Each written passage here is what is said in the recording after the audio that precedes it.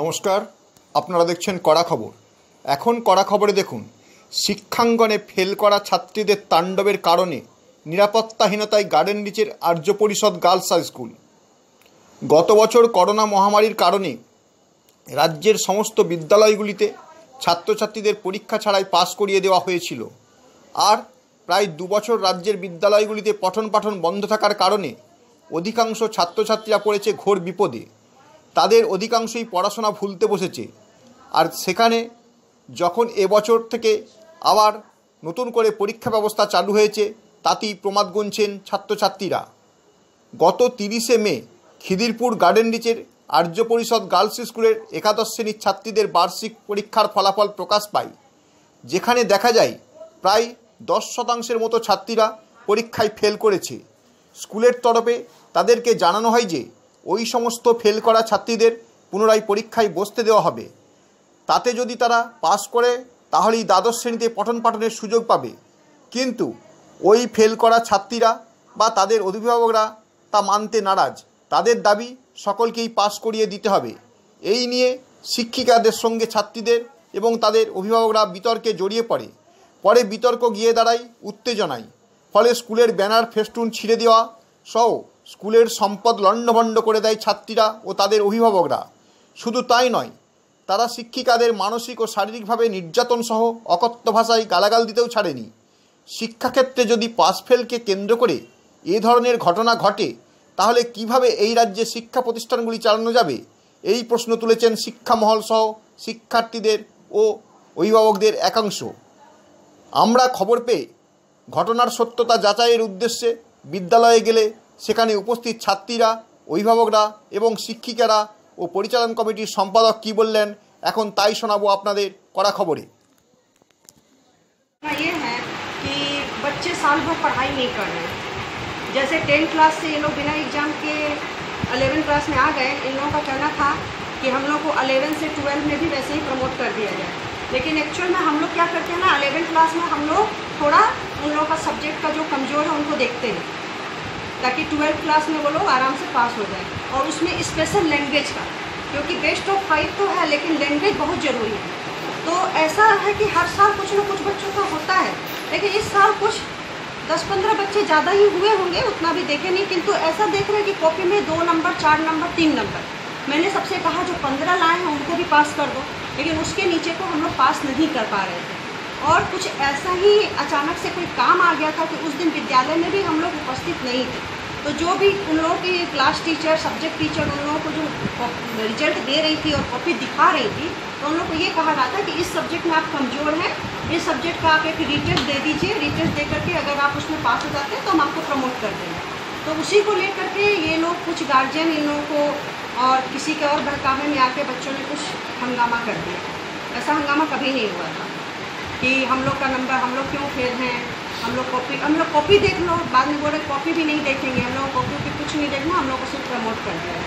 अब देखिए, इनको पढ़ने के लिए हम लोग इनको कितना हेल्प करते हैं। हम लोग सिर्फ एक ही चीज़ करते हैं कि तुम हमें एजुकेशन दो, हम तुम्हें मैंने ये देंगे, सहायता देंगे, व्यवस्था देंगे, पूरा एजुकेशनल नीड्स इनको प्रोवाइड किया जाता है।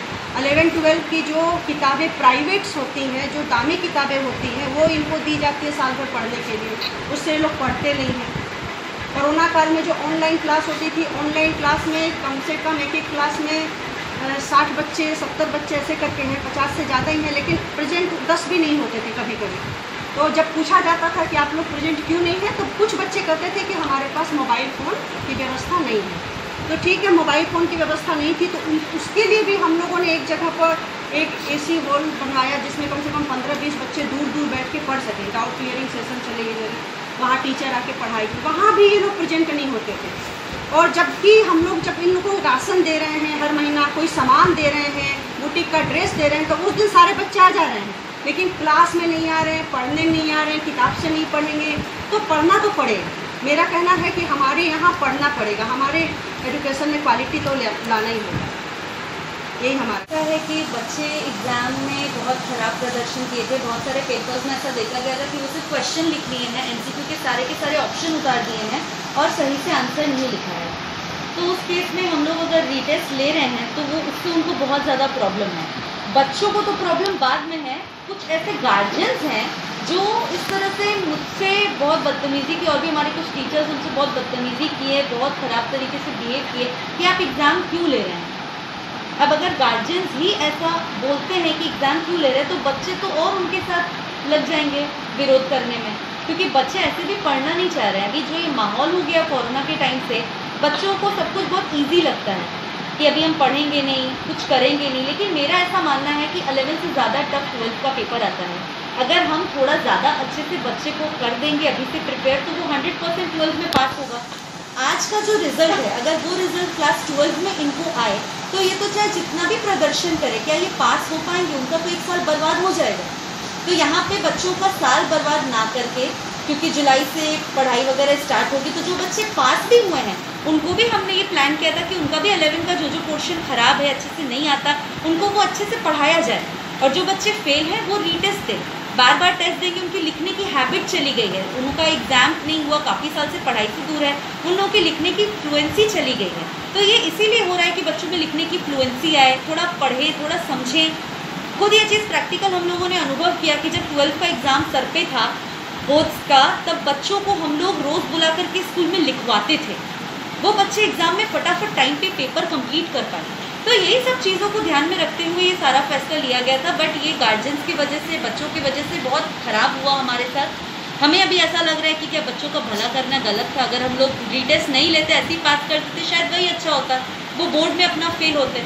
यहाँ पे हमने बच्चों का अच्छा सोचा, तो शायद हम लोगों का ही उन्होंने बहुत ख़राब किया। तो मैं तो बहुत फिज़िकली, मेंटली मुझे बहुत ख़राब लगा। गार्जियन ऐसे सामने आकर के इतने ख़राब बॉडी लैंग्वेज में गार्जियन बात कर रहे हैं, चिल्ला रहे हैं, बच्चे इस तरह से बात करते, तो अभी मुझे ऐसा लगता है कि मैं क्लास में जाकर उन बच्चों को कैसे पढ़ाऊँ जो मेरी ही इज्जत नहीं कर रहे हैं। अभी ये मेरे लिए बहुत डिफ़िकल्ट हो गया इस सिचुएशन में।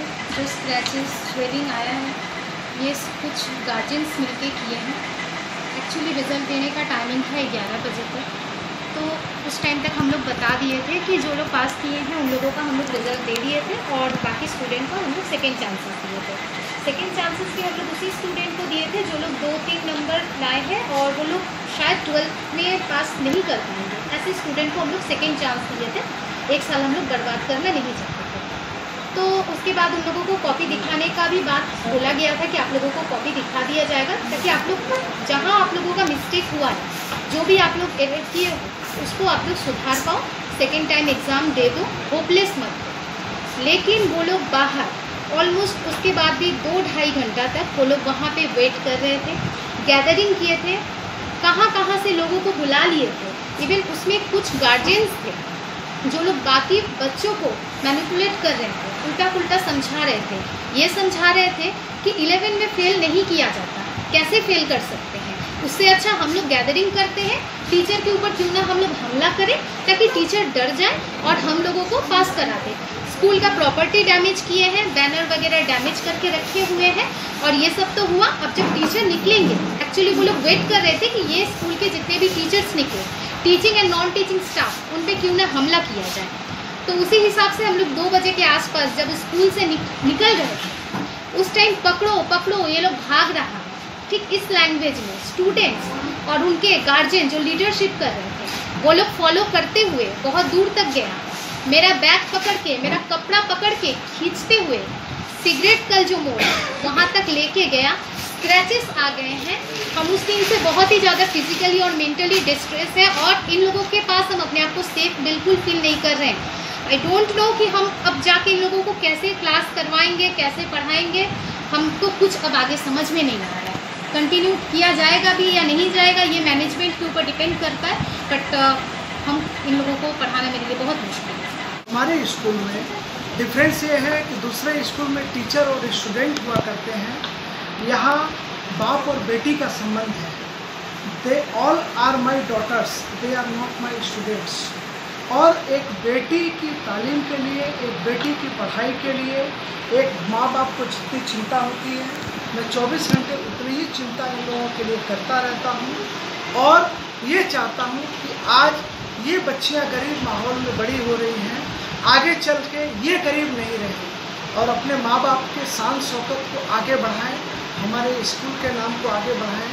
हमारा school government recognised unaided school है, गवर्नमेंट से हमको फिनेंशियल हेल्प नहीं मिलती है, उसके बावजूद ये बंगाल का संभवतः ऐसा स्कूल है जिसमें गवर्नमेंट किताब के साथ साथ प्राइवेट किताब भी फ्री दी जाती है, स्कूल यूनिफॉर्म फ्री दी जाती है, समय समय पे राशन भी क्वालिटी राशन, फॉर्चून कंपनी का आटा, फॉर्चून कंपनी की पैकिंग चीनी, देसी घी, जैकेट, स्वेटर, बुटीक की ड्रेस, ये सारी चीज़ मैं अपनी बच्चियों के लिए लाता हूँ ताकि बच्चियाँ खुश रहें, उनको कुछ मिलता रहे और वो पढ़ाई के लिए तैयार रहें।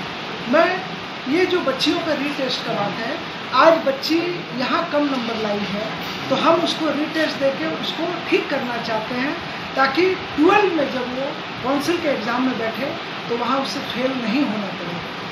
उसमें क्या खामी है, क्या कमी है, मैं उसकी कमी को देखना चाहता हूँ।